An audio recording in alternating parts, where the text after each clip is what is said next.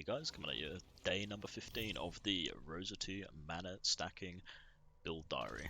I always stumble on that, unfortunately, but there we go, we got it in the end.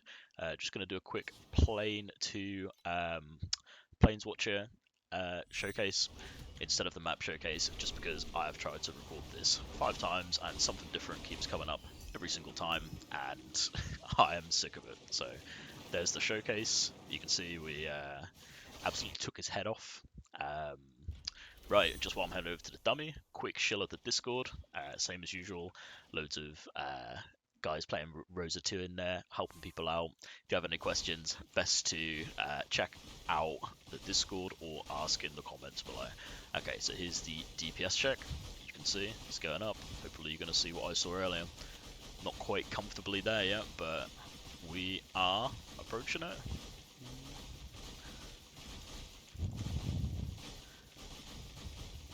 I don't actually think that. There we go. I was gonna say I don't think the sentry is actually on the dummy, but it is, and we've hit the DPS cap, and it's actually sustaining the average DPS in 5 seconds fairly well. It does dip low when our cursors come down. We have lost a little bit of curse uptime, unfortunately, but there you go. 5 trill DPS, probably closer to 4.5 if we're being honest, but I'm still going to clickbait because that is just celebration of hitting the damage cap. Only time I'm going to do it. There you go. Okay, right. So what did we change to reach this level of DPS? We have got tier 1 mana on our left ring, and that is the percent mana there at the bottom. It is the lowest roll, so I think that is a priority to upgrade with ultimate rather than just spend truth fossils to re-roll it. So that's where we got some extra mana. We got tier 1 damage on head. Now, I wasn't going to keep this, but looking at it, I think this is probably where we're sticking mod-wise on the head. We'll try and upgrade the other 2 mods, but this is the actual mods on there is probably where we're sticking. Maybe we will move some things about and get the 20% damage reduction mod on it, but for now that's where we're sticking. We got tier 1 erosion resist on our boots, which allowed us to reroll the erosion resist that was on the ring. We rerolled that and we got crit strike damage, so just a little bit extra there on the ring, damage wise. Right, gear wise, that is where we're at the minute with mods. Just quickly level these up because I forgot to do so. Okay, hero memories. We have hit attack and cast speed and max mana on everyone. This took so much FE, it is extremely tilting. This probably took 2k FE if I had to guess, worth of threads. Yeah, quite tilting, but they're done now. They're all tier 1 at least. I'm probably leaving them there. I don't really want to push them to tier 0 at the minute, but maybe it'll be one of the last things we do. Yeah, so that is our hero memories now complete. We're now selling the excess epic threads and the just like the base threads too. One thing we actually did hit is 20% fizz too cold on the ring. Now we were looking for timid or frostbitten curse or biting cold, sorry. We were looking for timid or biting cold, and we ended up hitting 20% of fizz too cold. Now this is one of the better ones too.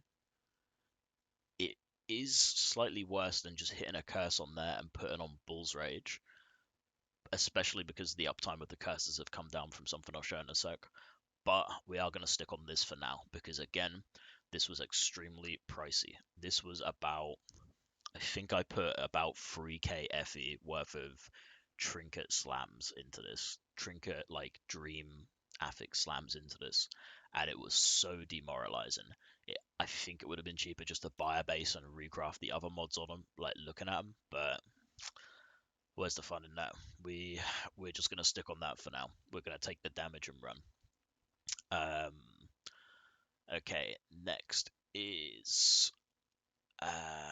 we maxed energy. We fully maxed our energy on all of our gear, which was just we were a little bit off. We were like 30 off, so we just went back and done that. and that I'll show you now. That is the reason why we done that is because we actually changed our frigid domain setup. We went for precise concentrated, precise selfish or selfless. Sorry, I think these are about 1,000 for the two. I think it was 150 for selfless and 800 for concentrated. Might have been reversed, but I think that's what it was.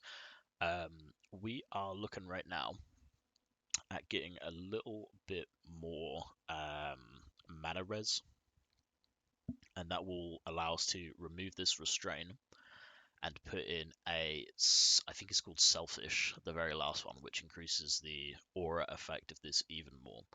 So that'll be a big DPS increase. It's about 2k FE, but that'll probably be worth it when we can actually cover the mana properly. So to get this, we had to lose extended duration on both of these curses, or sorry, extended duration on Timid, and I think I took one off somewhere else, but okay, I must have thought wrong. But yeah, we took it off here and we put it into here basically, and this increased our damage by quite a bit as well. Next up, oh sorry, I forgot to put this on the notepad, but something else I changed. Critical strike damage increase. I put this in Overhorn and it was a decent DPS increase. It was like a couple of hundred bill DPS increase. So if you're using Horn, check out Critical Strike damage increase and just see what you think of it. I haven't noticed a difference in the clear. You might feel differently, but I'm actually down to 4 shadows now from 6, and that is the reason why, because I'm using Critical Strike damage increase on the Frostspike. So as always, like check it out in your own setup, because I wouldn't have thought that was the case, that Haunt was lower damage than Critical Strike damage increase, but it actually was for me. So test it out yourself, see what you think. Okay, so next up, the reason usually I try and empty my FE before each update just to show what I'm working towards.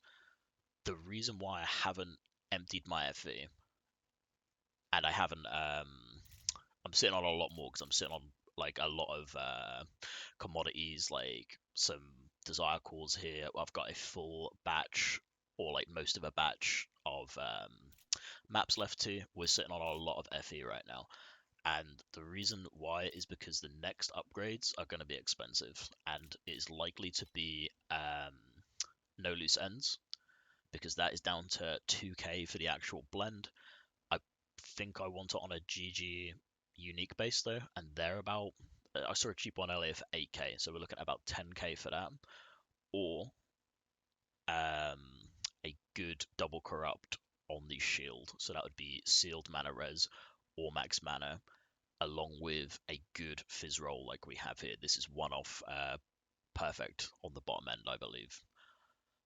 So that is where we're going next. I might buy a couple of like small min-maxy upgrades in the meantime, like maybe some level 21s, but that is the reason why we're sat on a lot of FE right now. So we have damage in our bag essentially, like think of it like that, right? Like this is going towards a guaranteed upgrade rather than um, like gambling on rolling affixes next. So that is why we're sat on that at the minute. If you have checked down at the bottom of the screen, you'll notice I'm on 23% XP. I did save up some revival tokens. I didn't save up enough. We're now out of revival tokens. We're likely to not make it to 99. And the second we start dying again and losing this XP, I'm going to jump into deep space and just try it out and see where the benchmark for the build is there.